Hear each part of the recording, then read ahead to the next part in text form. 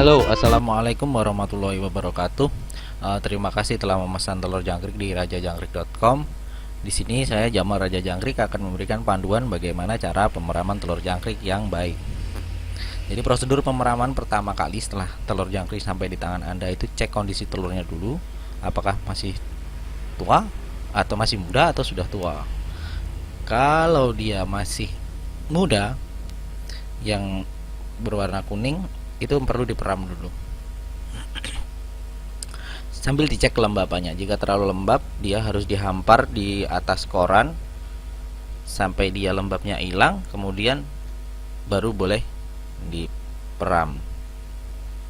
Contohnya telur jangkrik yang menggumpal seperti ini, dia menggumpal lembab dan wajib dihampar dulu di atas koran sampai kelembabannya hilang dan tidak menggumpal.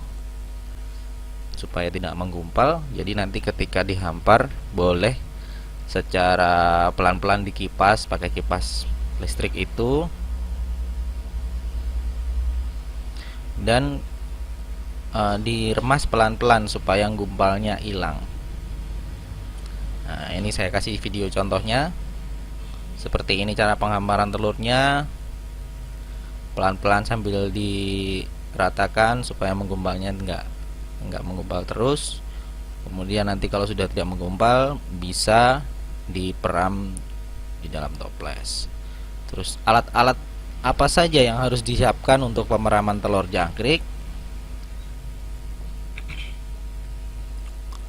Di antaranya yaitu kita membutuhkan toples ukuran 3,5 liter, koran bekas, dan semprotan air untuk melembabkan telur yang di pemeraman. Koran ini gunakan aja koran bekas.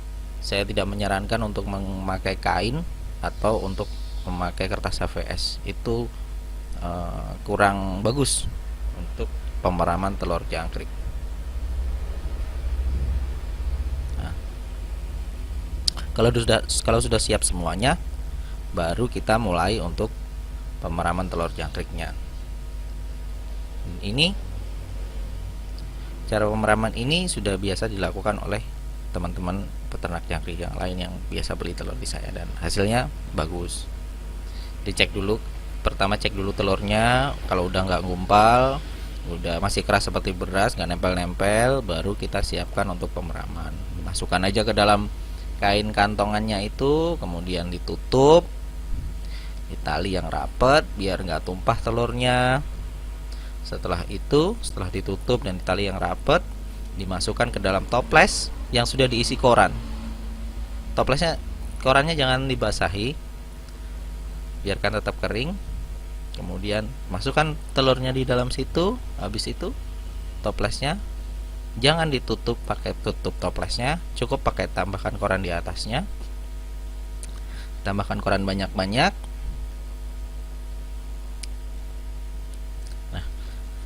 Saat penambahan koran bagian atas ini, baru sambil disemprot pakai semprotan embun supaya telur yang di dalam koran itu, di dalam toples itu, tidak kehilangan uap air.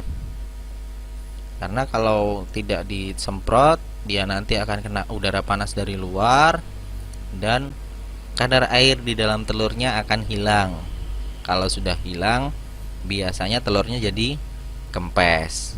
Kalau sudah kempes, maka telurnya tidak akan menetas dengan sempurna karena dia sudah kempes-kempes duluan. Oke.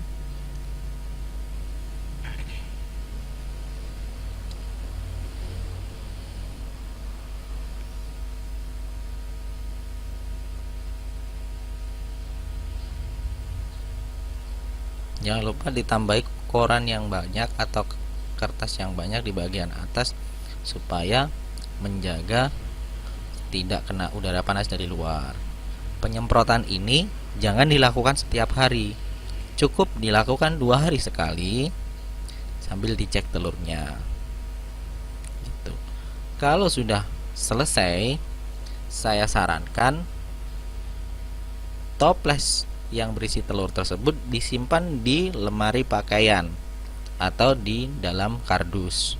Kenapa demikian? Karena di dalam lemari pakaian atau di dalam kardus itu suhunya sudah terjaga stabil. Jangan disimpan di dalam box jangkrik. Takutnya box jangkrik terlalu panas atau kelembapan udaranya kurang. Setelah itu sambil dicek tiap hari secara berkala. Tunggu sampai telurnya netes 1% di dalam pemeraman. Kalau sudah netes 1%, berarti siap untuk ditetaskan di dalam box jangkrik. Kalau belum netes 1%, sabar, ditunggu sampai menetas 1% di dalam pemeraman tersebut.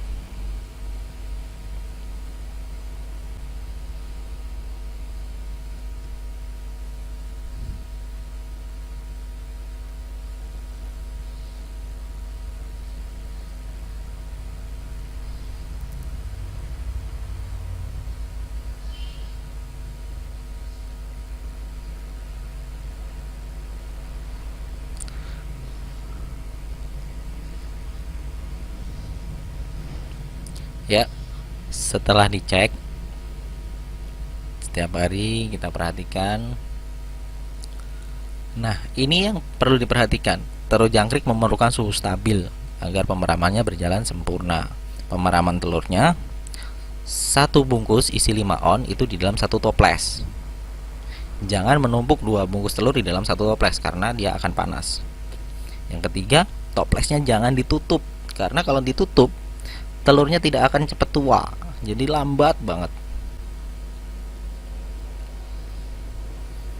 Selain itu, semprot koran bagian atas 2 hari sekali untuk menjaga kelembapan telurnya. Ketika cek tiap hari, jangan lupa diaduk. Jadi, telur bagian bawah itu harus naik ke atas supaya nanti tuanya itu sempurna dan telurnya tidak menggumpal bagian bawahnya. Sambil dicek titik hitam di ujung telurnya harus keluar karena itu ciri-ciri telur yang sudah tua. Kemudian tunggu telurnya menetas 1-2% dalam pemeraman, baru boleh ditebar di dalam box jangkrik untuk penetasan. Kalau ada kesulitan, jangan lupa, jangan sungkan-sungkan hubungi saya di nomor WA saya ya.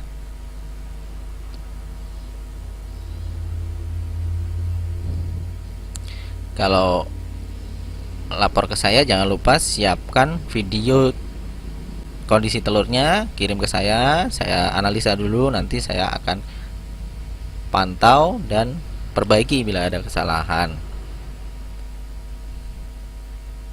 Nah, ini contoh telur jangkrik yang sudah siap ditebar di dalam box atau sudah netas minimal 1% di dalam pemeraman dan siap untuk ditetaskan di dalam box jangkrik.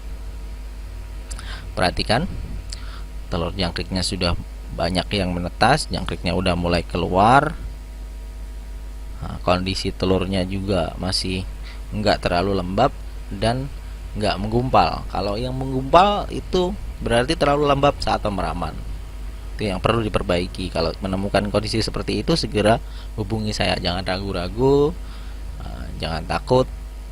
Jadi kalau seperti itu kita perbaiki bersama-sama. Perhatikan telurnya udah mulai netas banyak. Ini telur udah siap untuk ditetaskan di dalam box jangkrik. Sekarang kita lanjutkan cara penetasan di dalam box jangkrik. Untuk cara penetasan ini kita menggunakan 2 media, pakai media koran atau pakai media kain untuk alasnya. Jadi pertama siapkan dulu kain. Buat alas itu saya kasih saran gunakan kain kaos atau kain tebal, dihampar aja di atas egg tray, kemudian telurnya dihampar di atasnya, ditumpahkan di atasnya, terus diratakan, jangan terlalu tipis, tebal-tebal aja. Setelah dihampar di situ, kemudian telurnya ditutup lagi pakai kain. Jadi urutannya kain, kemudian dihampar telur di atas kain tersebut, kemudian ditutup lagi pakai kain. Setelah ditutup pakai kain, segera isi pakan berupa sayuran dan pur ayam yang digiling jadi tepung di dalam box jangkriknya, supaya nanti jika jangkriknya netes sudah langsung makan. Jangan sampai tidak ada makanan di dalam situ, karena takutnya nanti ketika jangkrik netes dia bingung nyari makan di mana. Nah, setelah telur dimasukkan ke dalam box, itu boxnya wajib ditutup rapat-rapat menggunakan plastik mulsa yang hitam. Wajib ditutup rapat-rapat. Jangan sampai ada udara bisa masuk ke dalam box jangkrik yang digunakan untuk penetasan telur. Ini kenapa? Karena penetasan dan ketika jangkrik umur 1 sampai 14 hari, suhu di dalam box harus stabil dengan kelembapan yang tinggi. Kalau kena udara panas dari luar, maka cenderung suhunya akan panas dan kelembabannya turun. Itu yang menyebabkan telur jangkrik tidak menetas sempurna dan jangkrik yang baru netes akan cepat mati karena kepanasan.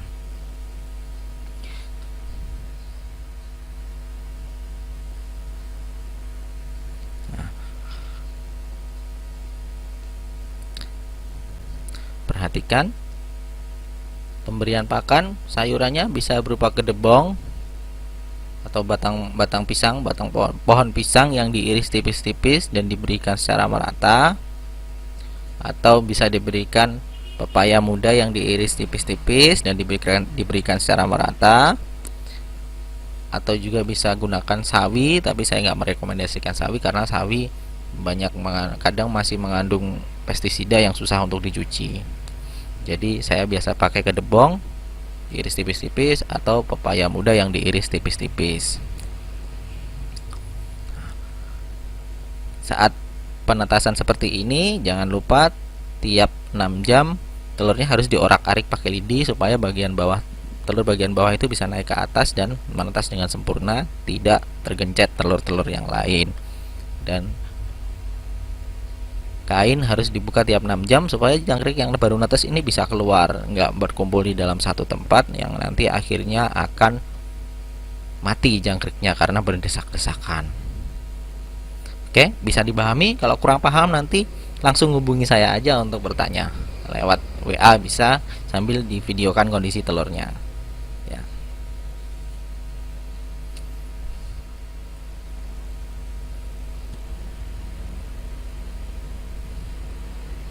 Nah, ini kita akan lanjutkan yang sudah kita bahas sebelumnya. Contoh pakan-pakannya seperti apa untuk jangkrik yang baru netas. Pakan jangkrik yang baru netas itu bisa gunakan pepaya muda diiris tipis-tipis seperti yang saya informasikan tadi, diberikan merata ke dalam box jangkriknya. Jangan gunakan pepaya yang udah merah, tapi gunakan pepaya masih putih karena nggak cepat busuk. Pur ayamnya juga harus diayak tipis merata, diberikan ke dalam box jangkriknya. Kalau nggak ada pepaya, bisa gunakan kedebong pisang, diiris tipis-tipis saja, lebar selebar 1 jari dan ditata merata biar jangkriknya langsung dapat minum. Jangan lupa umur 1 sampai 14 hari box jangkrik itu harus ditutup rapat supaya tidak ada udara panas bisa masuk. Kalau udara panas masuk, jangkriknya gampang mati untuk umur 1 sampai 14 hari. Masih terlalu rentan.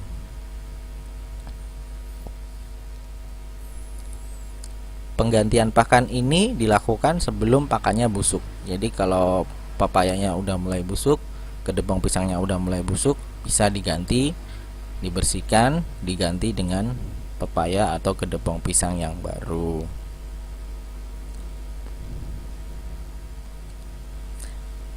Cukup sekian, mungkin